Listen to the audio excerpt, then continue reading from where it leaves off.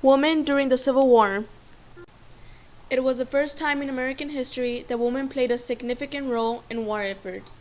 The Civil War lasted approximately 4 years, from 1861 to 1865. Originally, the role of women was to stay at home, to clean, and create a comfortable, nurturing home for their husband and children. However, thanks to the Civil War, women were now forced to take a more public view.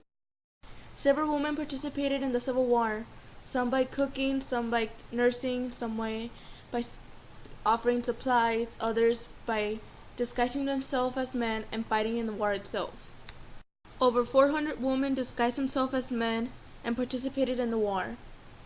Many of them went unnoticed until they got shot or were seriously injured. The following picture is a picture of Frances Clayton, whom took the name of Jack Williams in order to enlist in the Union Army.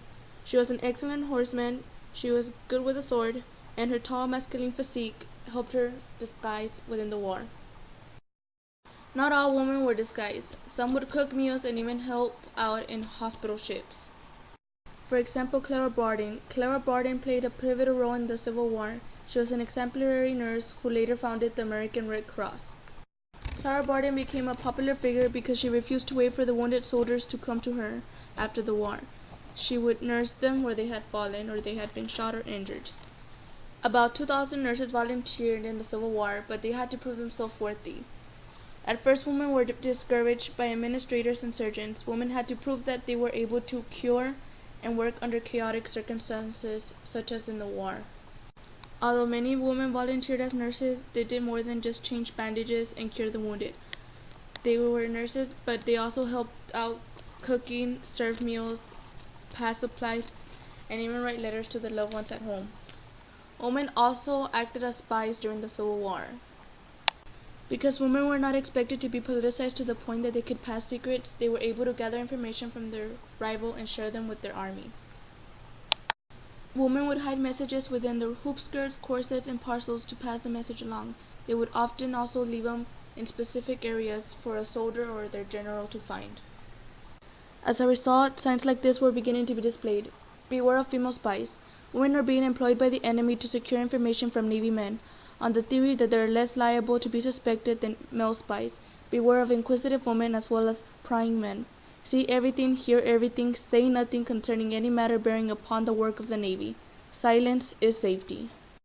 Famous spy Emily Piggott offered her services to the Confederate Army. She hosted several parties for local Union soldiers to gather information about their plans at her house. She continued to do this till 1865, when she was finally arrested and jailed. Women in the front lines were not the only ones being affected by the war. The many women who stayed back at home also had to take new responsibilities. Women had to fill in the gaps that were left by their male family, either their brother, their husbands, or their dads, whom had either joined the Union or the Confederate Army. One of their main duties was to support the army by providing crops.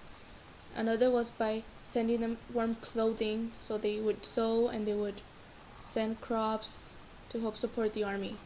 Women would walk several miles to deliver these necessities to their armies. Women who stayed behind at home were also tasked with the responsibility to help raise money to keep the army funded. Through time, however, women from both the Confederate and the Union were beginning to become wary of their sacrifices. All in all, women greatly influenced the Civil War by helping out, by nursing, acting as spies, cooking, and protecting our soldiers and providing for them.